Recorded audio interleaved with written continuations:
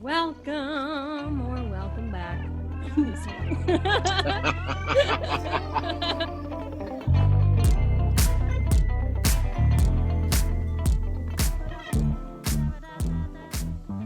All right, welcome or welcome back to A Whole World of Love. You're watching, listening to, and experiencing my new podcast, What's Your Medium? This podcast is dedicated to the creative spirit in all of us and all of the channels and mediums through which we express ourselves. Today, I am truly honored to be holding space for a creative conversation with musician, producer, teacher, all-around guitar and music enthusiast, and my dear friend and colleague, Mark Dollar. Welcome, hey, Mark. You got all the dance moves ready. Oh, yeah. You should have seen the last podcast with my friend Carly. We were up dancing.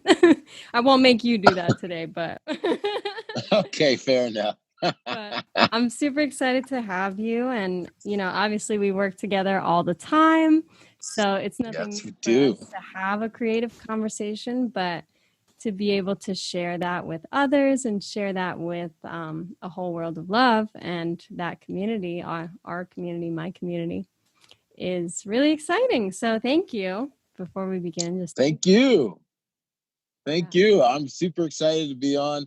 I know that you are an amazing talent and you are super creative, and I knew that doing a podcast would be a fun, amazing thing for you. So thanks for doing the podcast. Oh yeah, I had to kind of take the leap because it is scary to get anything started, but once I did, I mean, it's just talking to people I love, so it's easy, it's easeful, I should say. But before we get started, I'm honestly feeling pretty grounded today, but I'd like everyone listening to come into that space of the present moment. No matter what we're experiencing right now, we're going to share in this next 45 minutes to an hour of just love and creativity. And yeah, so let's all find a comfortable spot to listen and sit, and we'll just take 3 deep breaths before we start.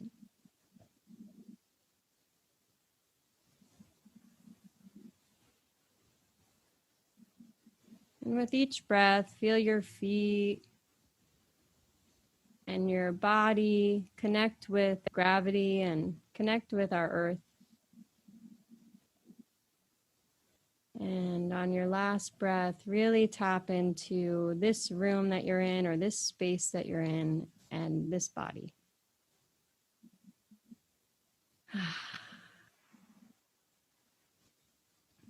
Beautiful. Well, thank you all for listening. And I'm really excited to dig in with you, Mark, because, I get to work with you, which is already a pleasure. But, getting an hour to just ask you anything I want is like, it's not even fair. It's like too good. So let's start.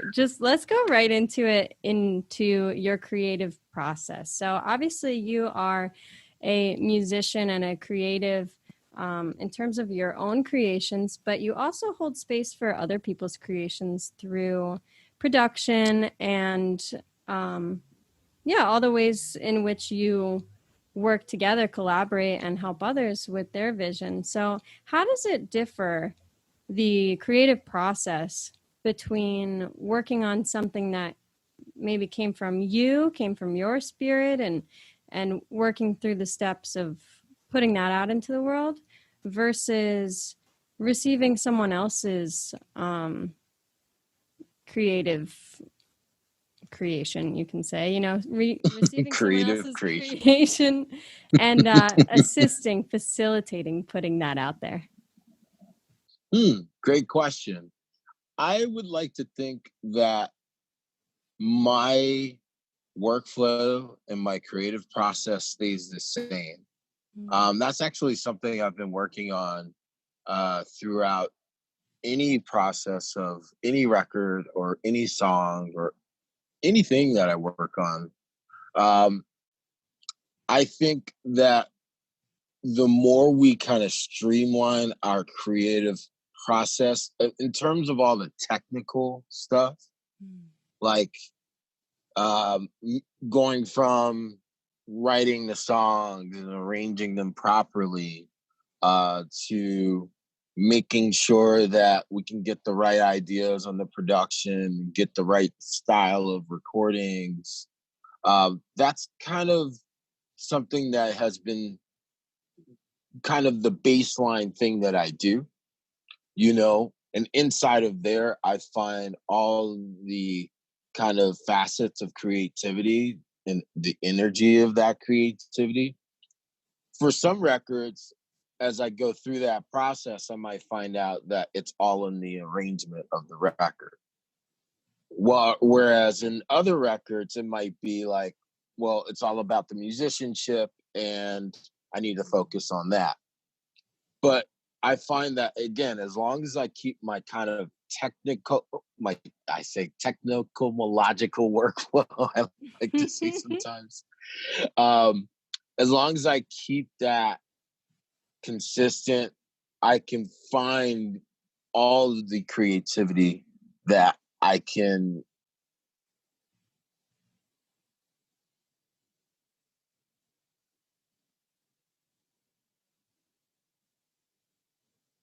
when I'm working with an artist that they're very open-minded,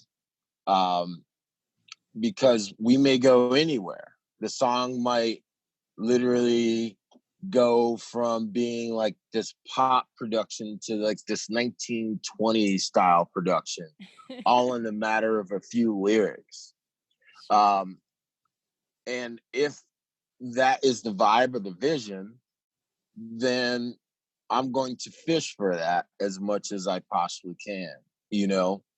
I love kind of having no boundaries in terms of that. So, yeah, again, consistency kind of yields more creativity for me, 100%. Sure. Yes, I hear you really practice keeping a balance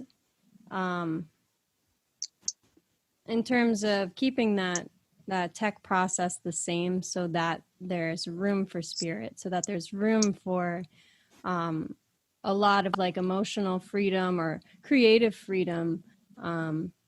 So have there been experiences in the past where maybe you didn't have that workflow totally set yet and it was stifling a little bit to your creativity or to the artists? And did you have to kind of work through that and figure it out? Oh yeah, 100%. There were so many records that I've done. I mean, at this point in my life, I probably have done thousands of records. And with that being said, I can look back on half of that and think, holy cow, if I had just done this a little differently, or if I had thought about this project a little differently, it might actually have either A, seen the light of day, or have had more impact to the audience that is listening to it. Because at the end of the day, you know, it's about what people want to listen to. And that's one of the biggest things I take on as a producer. I always think about the end listener. And that's one of the things I did not do back in the day. And because I wasn't thinking about the end listener and the end user, you know, I just kind of did things in this kind of, I wouldn't say naive, but it was a lot of, you know, naive moments I can recall. But with that being said, the more and more I went on, I started to say to myself, I have to streamline this. There are a lot of good things I do, and there are a lot of things that I do that, if I'm not too careful, will completely stifle a production or a mix that I'm working on. So I have to go about it in like a certain way to kind of bring the vision to me. Like sometimes, you know, when you're talking to an artist, you don't, they may say they want this or they want that, but you're not going to really know until you go through those said processes. So for instance, you know, I like to, you know, again, do a lot of pre-pro on records just to know what kind of records I'm working on. I used to just get into the studio and just record everything and then try to figure it out from there.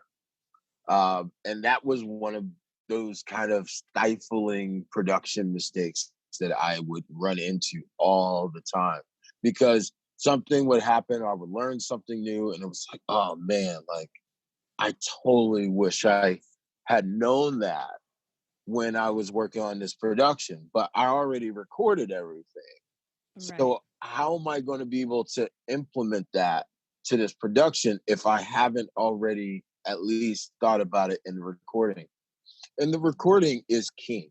Um, People think that all the work goes into like the later steps of production and the mix, but the truth of the matter is the recordings are king. Like without great recordings and the information needed in those recordings, you don't really have a record. You just have a song that might have a good shelf, like depending on how good it was written and stuff like that. But I love getting into the source and to the spirit of the song and saying to myself, well, okay, well, now that I understand that, I think about the end listener, I think about all the stages.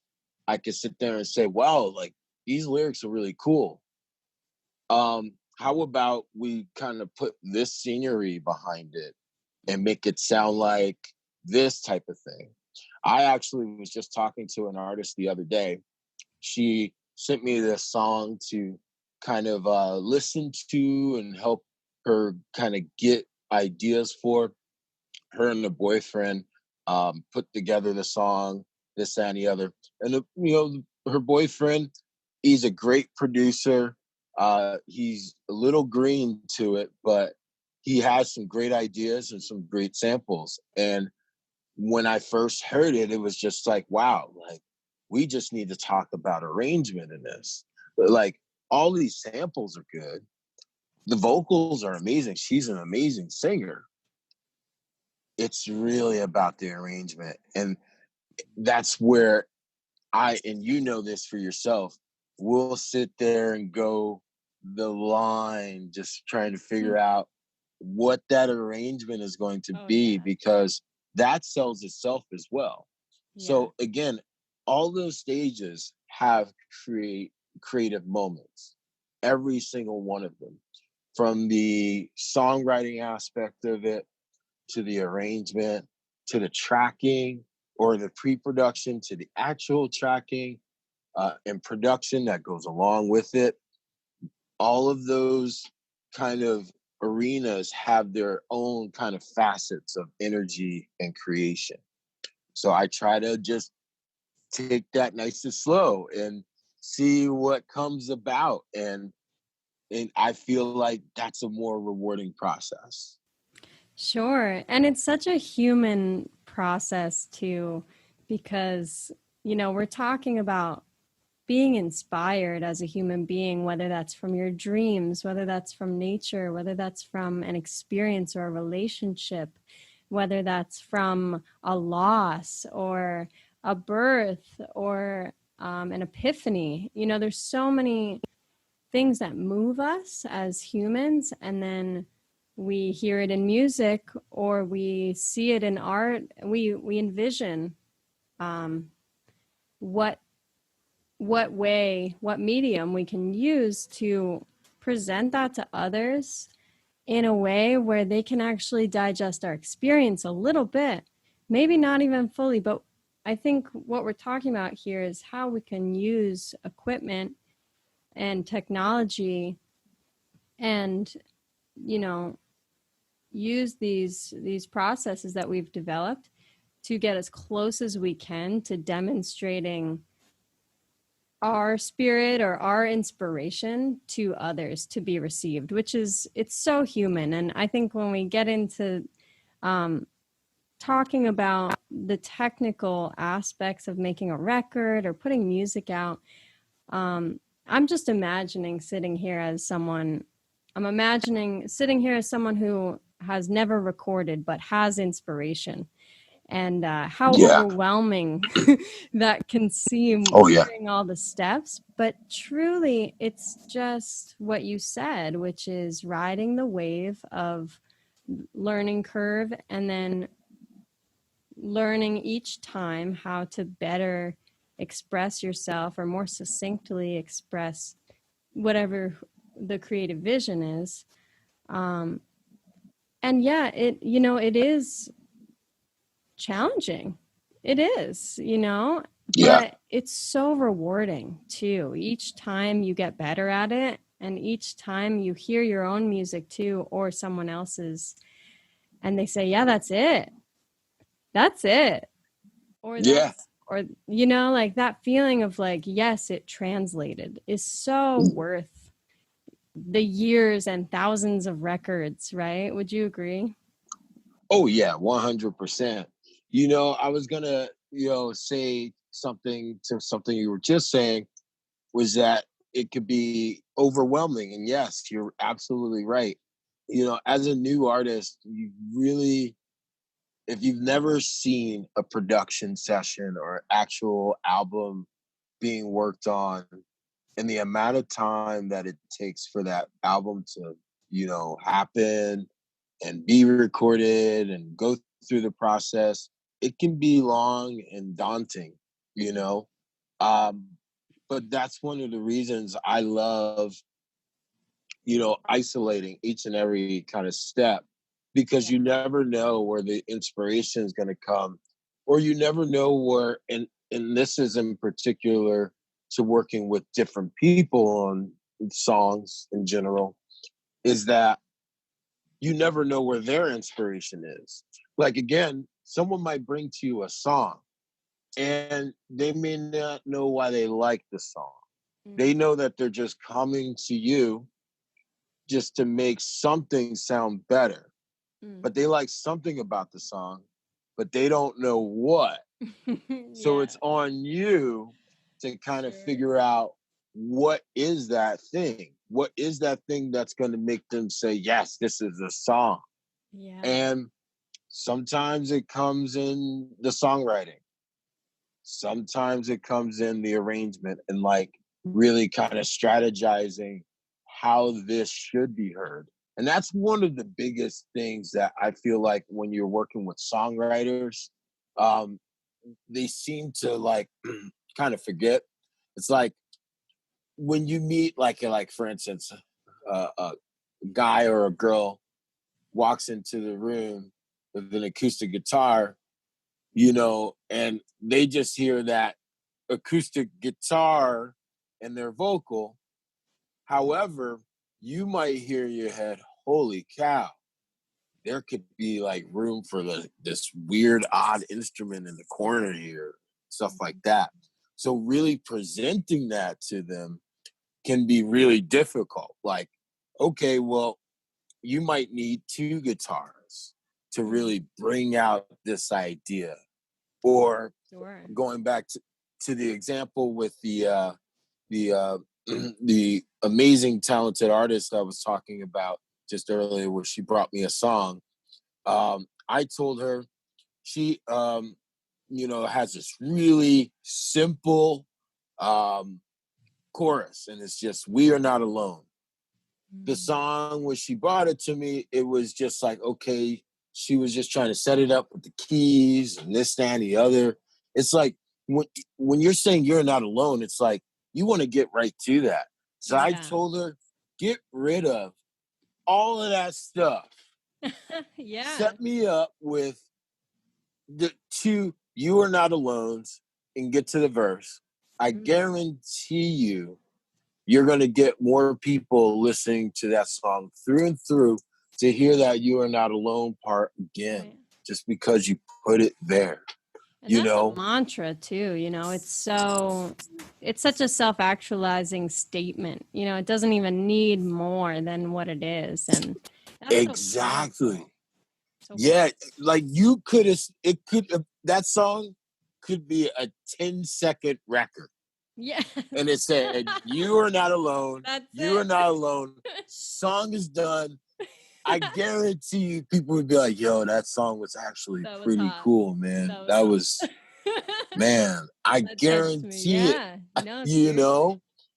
And that's the type of thing that we're kind of working on as artists. We're trying to, everybody knows how to produce music nowadays. Everybody knows, has a computer, has a microphone, has a way to make a song, or either, knows a producer, or even download songs off of YouTube. True. We all know that. With that being said, how do we kind of continue that human element of inspiration, of relevance, of all of the things that we really care about? How do we get that to translate in our music? Sure. That's what we're here to do. Yeah, I think it's a balance too of like there's more opportunity for that because people aren't so boxed in by the record label pipeline mentality of like that's being signed is the only way that I can be a professional musician. And I just don't think that's relevant anymore, that rhetoric. If anything, it's very limiting, and I think it puts people in a box. Whereas having the ability, even just to demo things and explore the technology for yourself, everyone at home, that ability opens up more potential for creative spirit to translate. But I also understand the contrary of, are we keeping our quality the same? In terms of, you said a lot of it comes back to recording quality, to translate a sound. I mean, that's why I love this new mic. you Yeah. really you really have to find the equipment that works for you, which actually segues perfectly into my next question, which is what Awesome. is Mark Dollar's rig in terms of you're a guitar player, really. Like when you're on guitar, it is so perfectly succinct to everyone's spirit. Honestly, like anyone could listen to you play and be moved. And maybe that's my humble opinion, but I don't think it is. I think it's just fact. But I want to know, and I think viewers at home probably want to know, what is your ideal setup? So guitar, amp, pedals, what's Mark Dollar's setup? Well, in terms of guitar, I have been, I am in my engineering phase of um, kind of getting my tones together. So I have a pretty basic rig at home. I have a Digi 002 rack, which is a fairly old interface I'm looking to upgrade pretty soon. I use a MacBook Pro. I have assortments of different guitars and basses and stuff like that. And for me, the reason why I have such a scaled down setup in terms of acquiring tones is because sometimes I just want to get the idea down as fast as possible. And that's kind of what this workspace has kind of been all about. It's just having something to where I could just immediately plug in a guitar, get a pretty nice tone going off of it, and, you know, kind of, work on it from there, because I know that once I get the idea down, that I can kind of work on the creation behind it. Either whether it be the sound, or whether it be the arrangement, or pairing something else with it. Those are the kind of things that I kind of look at when recording on this setup. And I have an assortment of different like plugins from different amplifiers, different EQs, compressors, reverbs, all the like, to kind of help me get to that next point. But I'm a big advocate for going to different studios and capturing different tones as well. Sure. my setup is um it's got its limits, you know. It's not the greatest, but it's also not the worst. It picks up a type of tone, and I love for what it the tones that it does pick up. I do love it. Definitely for some guitar stuff or some bass stuff, and kind of like if you need some really dull vocals or like dull sounding guitars, I could go right with this interface and it'll get me right into that territory. If I pair it with some other things, I'll get some brighter tones and stuff like that. But again, it has its range. So I like to go to different studios or um, maybe even send different things to different friends and stuff to get more tones. And for instance, I have a friend Phil down in Florida. His name's Phil Pescata. He does all my reamping for me. Shout out to Phil. So shout out to Phil Pescata, Sonic Assault Studios. One of my longtime cool friends. He's super dope. But yeah, he does all guitar reamping. He has like thousands of, well, I shouldn't say thousands, but at least 10 to 20 different amplifiers and cabinets and different things. So again, it's like he has a lot of range, and right. It's cool to be able to send him stuff, get something back, and hear a different side of inspiration as well. So I'm a big advocate for kind of bouncing around on setups for sure. Yeah, even on our record. Totally. It sounds to me like you don't like to get boxed into one tone or one setup as much as having that freedom to serve the song. Oh, yeah.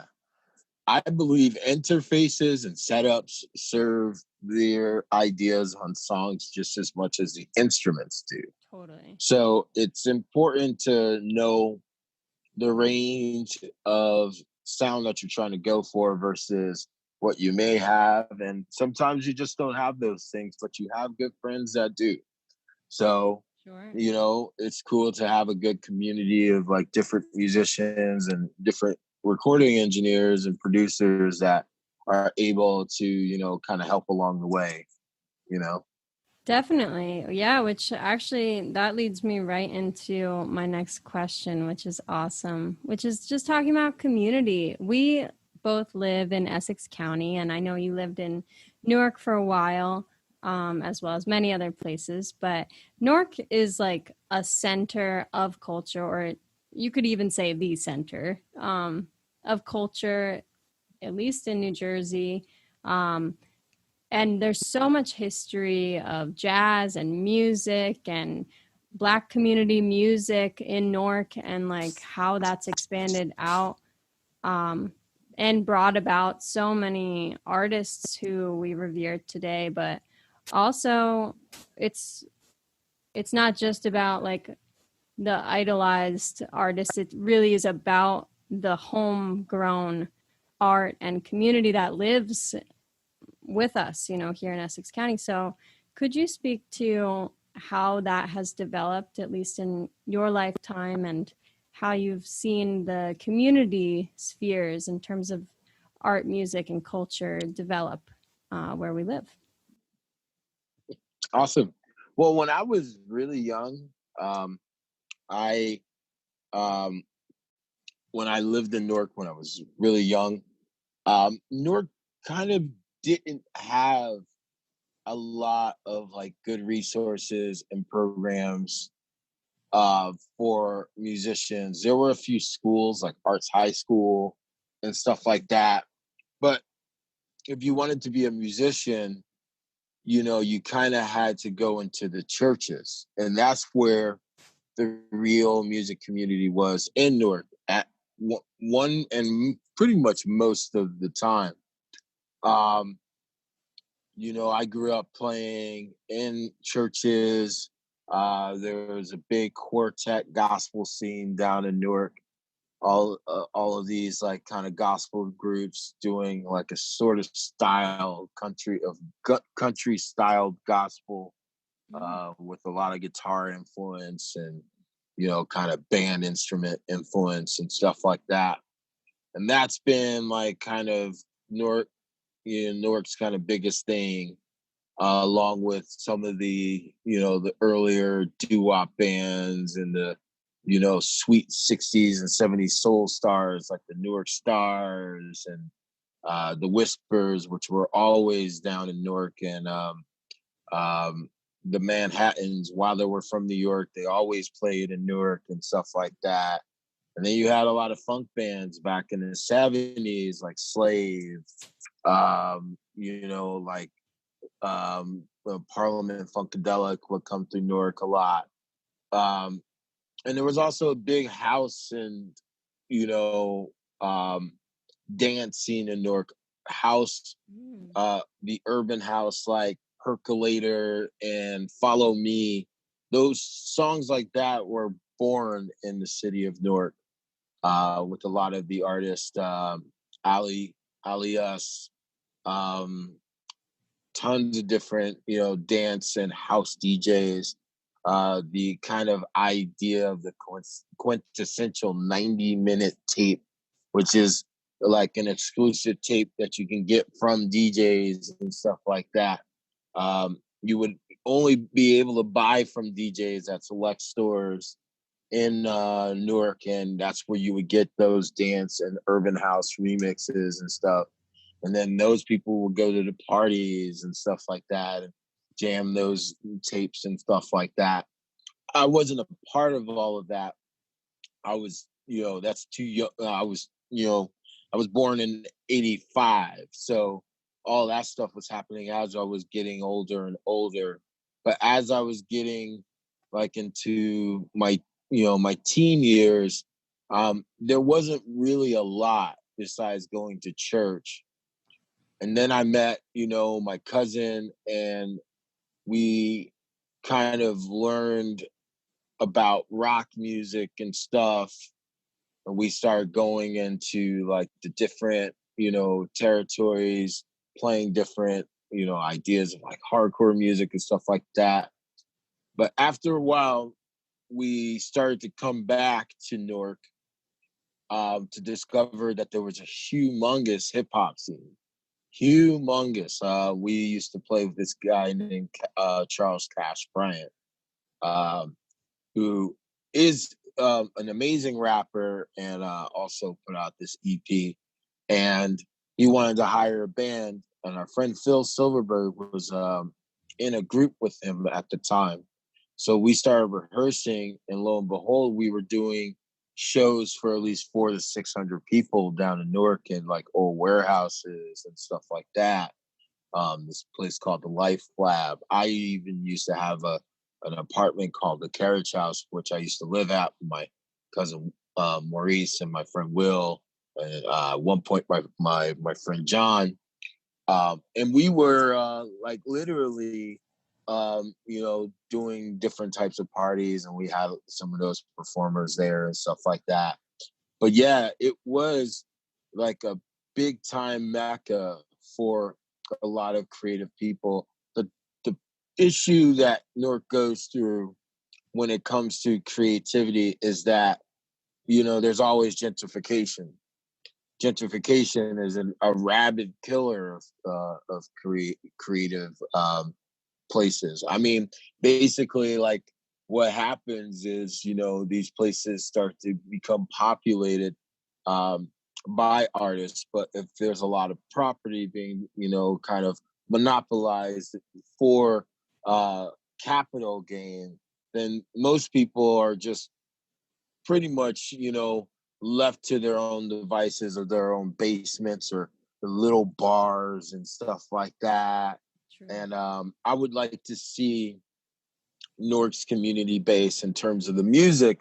The arts in Newark are pretty good. Like I will say that, the arts have this like kind of national kind of influence. But the music in Newark is something that's yet to be kind of discovered in a way that is uh, recognizable to Newark. Um, House has been, but House is one of those things that has grown into like this global thing. So while we birthed it, the ideas of House and its community, it's gone on to be such a bigger thing. But yeah, I would love to see more community and more resource for musicians in the city of Newark, and artists all around the city for sure. Yeah, me too, definitely. And that's what's so interesting. Last week, James and I attended a Zoom meeting for like a town hall meeting for Montclair, just talking about what it really means to this generation to defund the police, and that in doing so, we are re-nourishing, reinvesting, and redistributing funds into community, into education, into health and wellness, into all the things that when you hear it and when people hear it, it's like, oh yeah, that sounds good. Like Yeah. it's so simple, and I think there's a lot of discourse about rhetoric and discourse about wording, and it's like we're just talking about people's lives. We just want people to have better quality of life and feeling of safety and freedom and love and happiness and community and connection and creativity and space in their lives to live, right? So Yeah. so when I hear that, I just want to segue to our call to action today. There's going to be a lot of resources linked down below for anyone living in Essex County who wants to contribute to first learning about, what's already here. We have to start from where we are. So there's going to be resources about where we're at and where we'd like to go and how we're going to get there and all the amazing ways we're going to build up and harmonize our community, because it's possible and it's attainable and it's achievable, and we are already in that process. All we need is more and more and more momentum and more people who are unafraid to stand in truth. So we'll Yes. definitely link that below. And Mark, if you want to mention, while I mention that, if you want to mention the Working Families Party a little bit. Yes, the Working Families Party is pretty much a new political kind of onset of a party that's driven by my good friend who was a band member in a band I was in.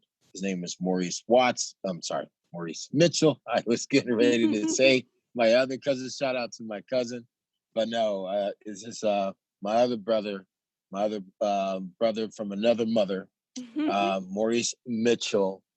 He is the national director of the Working Families Party, and I've always known him to be a very politically driven brother. I've known him to have a lot of influence in the community in terms of community resource.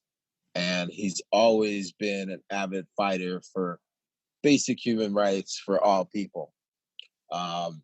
He talked a lot about it in his music, and he turned it into action. I'm super proud of him. Uh, they have a campaign that's a kind of like their own kind of like idea of liberties we would like to present to our world in terms of uh, Black life and supporting our Black brothers and sisters in terms of getting equal rights. And I'm sorry, I'm still here. There we go. In terms of getting equal rights, and in terms of you know, turning violent crimes that are derivatively focused towards Black people to be hate crimes, essentially. Um, But I will say that the Working Families Party is a party that if you are independent and looking to get behind the ideas of a good party, check out the Working Families Party. I said It's a parties tongue for a twister. second. There's a big tongue Those twister. spoonerisms are coming back to get you. I know they're coming. I think it's like WF um uh WFP.org. I think Working that's the Families website. Party. Yeah, Yes, and and if even not, if, even if viewers just want to hop on there, show support, give a donation, and at the very least, just read and consume what people are bringing in terms of agenda for human rights. Because, we were talking about overwhelm before when it comes to a musical process, but to touch on the overwhelm of thinking about how much progress we need in our world, I think a lot of people shut down and they're like yeah, so overwhelmed by how much work there is to do. But when you think yeah, about how many people we have on this earth and how many people do care about one another in a way that's considered radical but is not radical, it's so grounded, it's so natural to love one another and to want our system to reflect that. So when we really think about that, you know, there's a lot of empowerment and there's a lot of progress already happening. So all we need is yeah, more, more, and the work is never yeah, done. And if I think this speaks to the creative process as well, because this podcast is truly dedicated not only to creative voices like yours and mine and everyone that I bring on here, but it's truly dedicated to the people at home who are limiting themselves to their own vision and their own creativity. This is for the people who can't utter the words "I am an artist" because it doesn't feel right or it doesn't feel worthy. I just want you to know you are worthy.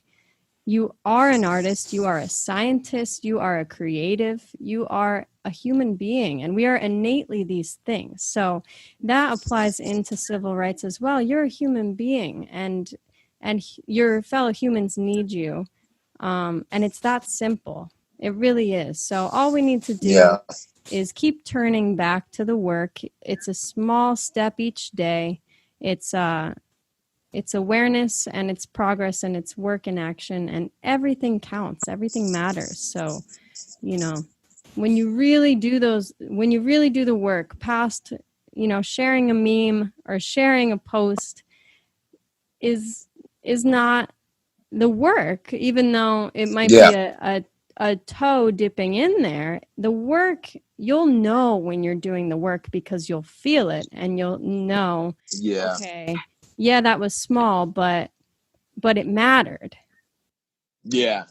I feel like a lot of people like to like hide behind the memes, and Mm, hide behind the other opinions, um, which is more and more truth behind the ideas that we're being shunned into having a smaller opinion. And so, mm, one thing that we always have to remember is that we have a voice and we have to use it. And it's our true. God given right to use our voice as we see, as we see fit, Um, so I like to say to people, you have to be a vessel for what you believe in. Mm, And we're out here having to really understand what we really believe in. So true. as long as you truly believe that, you have something to give to this world, which everybody does, and Yes. you can be out here too inspiring just as many people as a meme could, or as an inspirational video, just by Right. being you. Before then there weren't memes, there weren't you know inspirational videos that were always there to inspire people. We had to inspire each other. Yeah.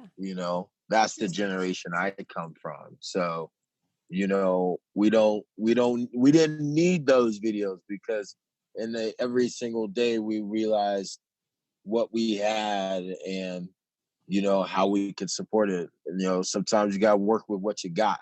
you know Absolutely. Yeah, and the way that this information is being shared right now in terms of information of getting involved in the civil rights movement and in the Black Lives Matter movement is, I think, ultimately positive. I just think there needs to be that next step as well of people who have taken that first step but are still feeling bad, like maybe are still feeling like they're not doing anything. And there are things that we can do. We can make phone calls, we can send emails, we can attend local meetings, we can listen to one another and listen to our Black brothers and sisters in our community.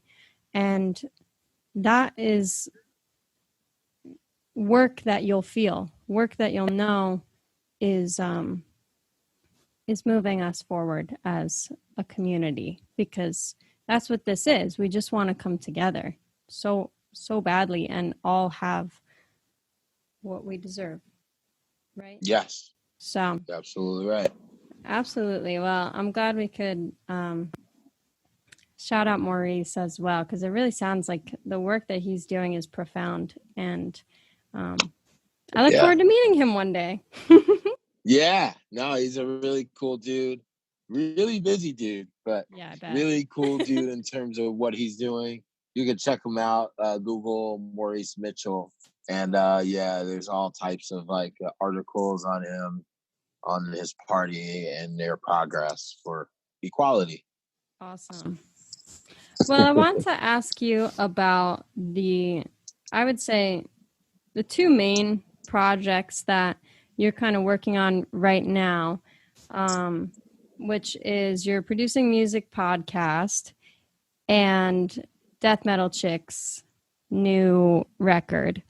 I'm so excited, can I just say, first of all, for your music to be out and to receive that, because I mean, let's start there. There's a long history of DMC, so let's hold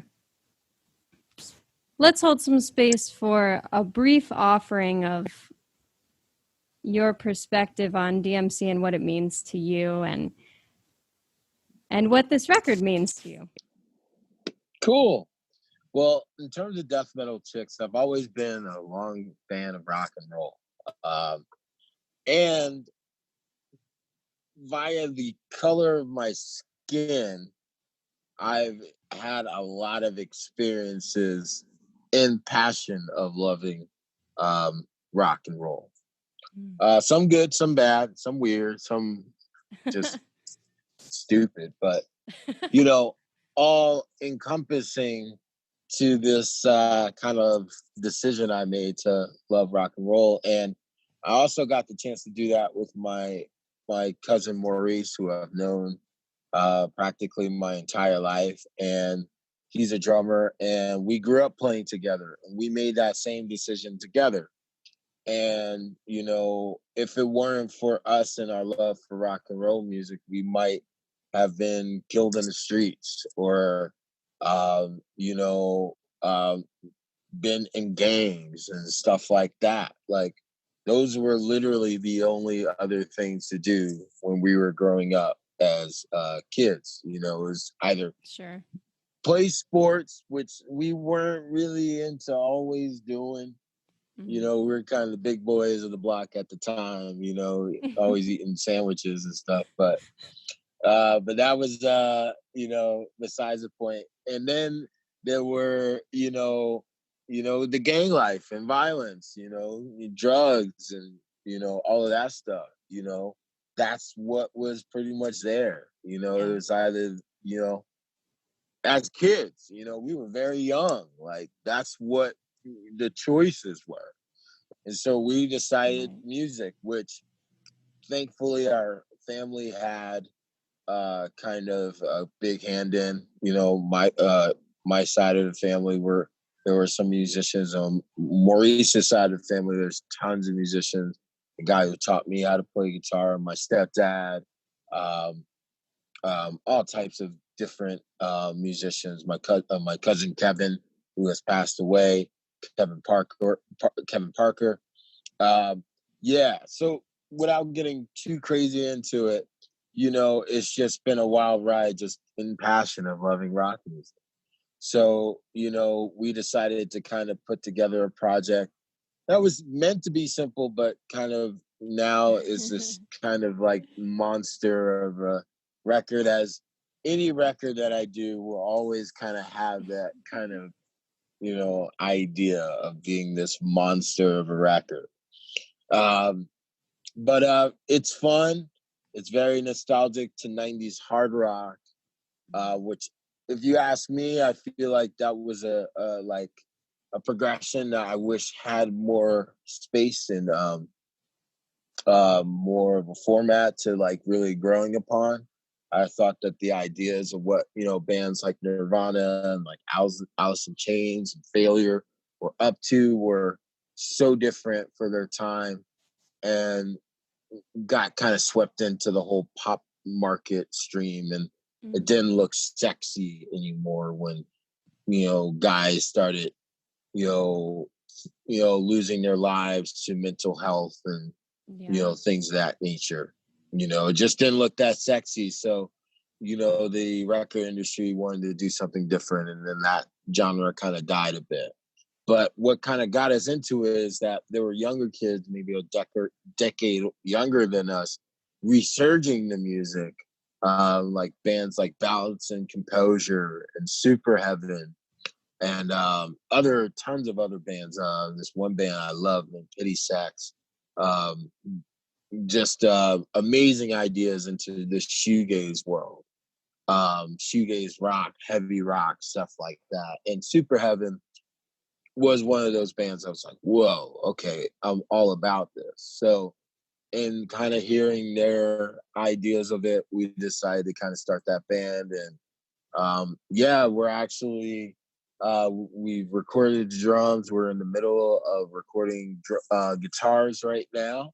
Um, Once we get through that, we'll reamp the guitars and we'll take care of vocals and bass kind of in the same kind of moment, you know, and then ship it off for mixing and mastering, and then, you know, And it'll be out in look the to be world for ready. everyone to experience. Yeah, we're looking for a fall release for sure, Awesome. Well, we are with some looking forward to it. videos and I all am. that type of stuff for sure. Awesome. And then you Yeah, have your producing music podcast um, with your friend Cooper Anderson, who is also an yeah, incredible producer and friend. So, do you want to speak on that for a moment and just tell people what they can expect going into, you know, what is it, your 13th episode coming up? yes. Episode Yeah, number 13. Um, that podcast pretty much started because of the quarantine. sure. We did one, and there was a pilot episode. It was just like literally us just talking about stuff for a while, and we kind of liked that, you know. Um, and so we just wanted to kind of keep going with it, and you know, the response to it has been pretty good. It's actually helped me a ton as a producer, so much so that, like, you know, I can really target the ideas that I love, um, because you hear a lot of new songs and how they're meant to inspire and this and the other. Obviously, we review the Spotify New Music Friday playlist, and you get to hear so many different ideas from so many different artists, and I think that's a really healthy disposition to take as a musician or as a producer. So we've kind of just gotten into the vibe of loving to do it. Um, Do you and you think know, do you think you will single-handedly take down the 808 phase through the Producing Music podcast? I'm just kidding. Well, we'll see. I mean, music is interesting right now. Everybody's looking for the wave, and that's the Yeah. thing. And that's the problem with music for me right now is that everybody's looking for a wave. They're not looking to just make music. They're just trying to get on a wave, True. and the wave is cool, but like every wave, they all go away and recess into the sea, become another Yeah. wave. So, I think what happens is, people get washed away by that current and say to Mhm. themselves, okay, we're trying to ride this wave, because they rode that wave for so long, they get kind of washed up on the idea of like trying to start a new wave or something like that. Sure. Whereas, and that's something that I always try to say to people on the podcast is, you know, always think for yourself in terms of what you want to do as an artist, not what, the latest sound will tell you, or the latest sample, because every moment I turn on Facebook or Instagram, somebody's trying to sell me some like preset pack or some samples or a splice or this, that, and the other, cymatics, all that stuff. Like, don't get me wrong, they're great resources if you know what you're doing.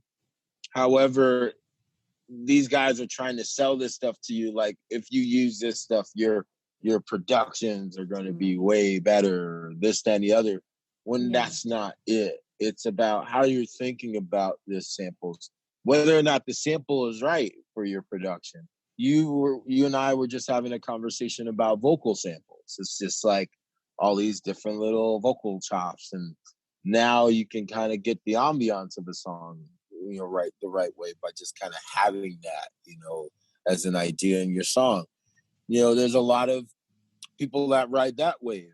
How do you make that unique? What do you do that's different in that? Like, is there any kind of modulation effects or anything you could do to really give the space of that, to make it more unique? Um, so yeah, we'll see. I don't plan on taking down anybody, but we'll see what happens in the coming episodes. All right, we won't take them down just yet, but we will critique them and push them towards, you know, being more authentic, more truthful. I mean, we can Well, only do that, right? yeah, I feel like people just kind of throw it. Again, it comes down to like they hear a hot song, Mm, and because they heard that hot song, they want to use all the samples in that song. mm. And sometimes that's the idea, which that can't be the idea, Yeah, because facts. That you can't be the can't idea, right? you someone already did it. So Right. it's No, like yeah, we have to totally. kind of focus on more of what we liked about that sound Right. more than we like the sound. Some people just bring Right. me songs and say, I want to sound like this song. And that's hard, Yeah. because when you're when you're doing that, you're dealing with the inspiration set of that artist, which might Right. be completely different.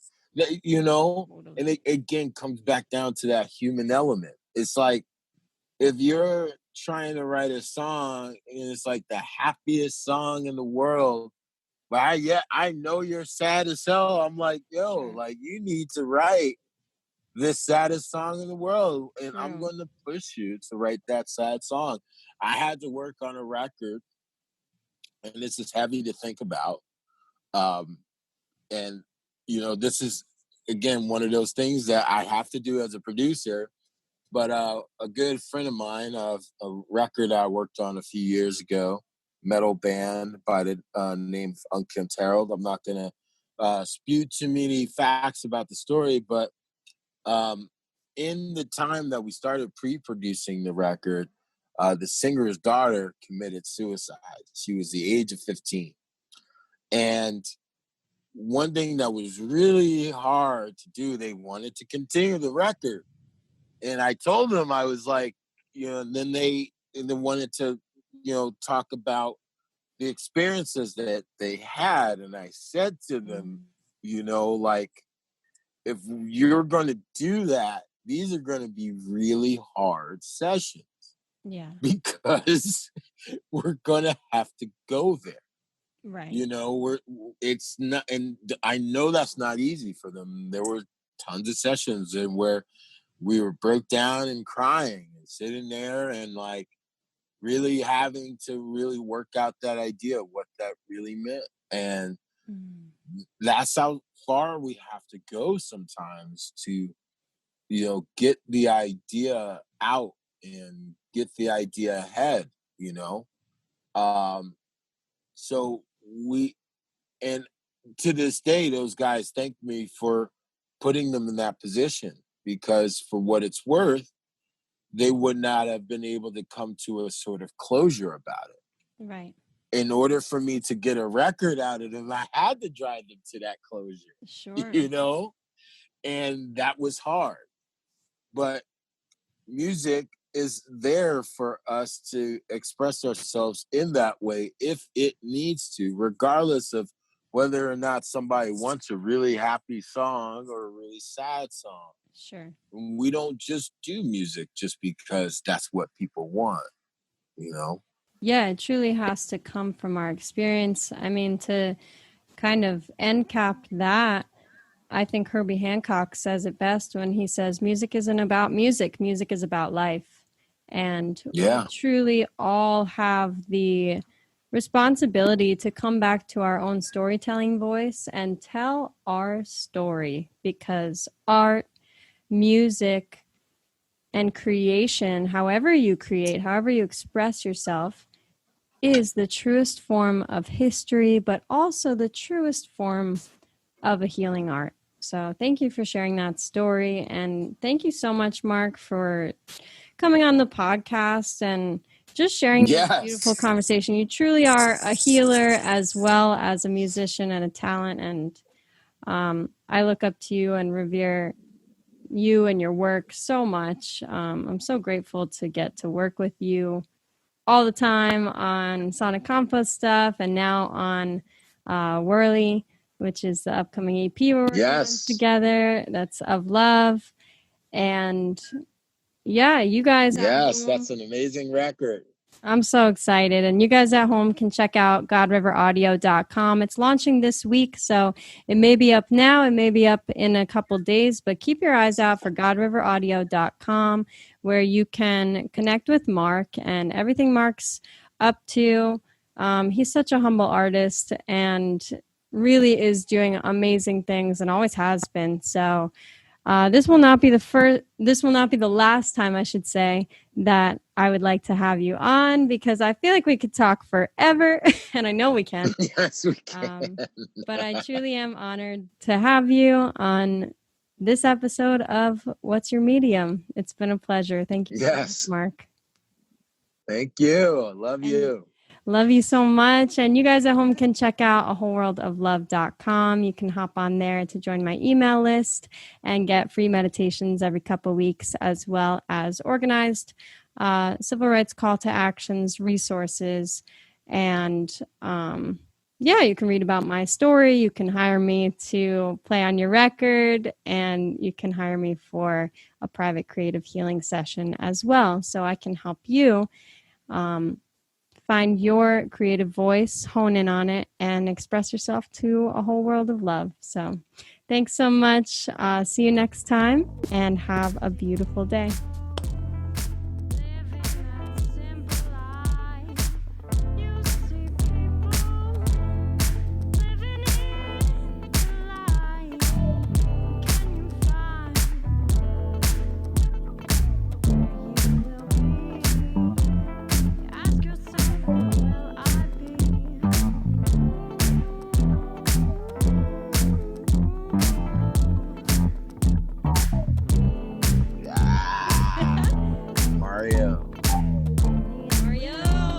elephant in the room. The elephant in the room. I just let him stare at me. We did not mention him. His nose was in the shot. Dude. I know. Like this. It was like I was so aware of him, and then it was like I forgot about him, and I bet people at home just like, why is Mario staring at me?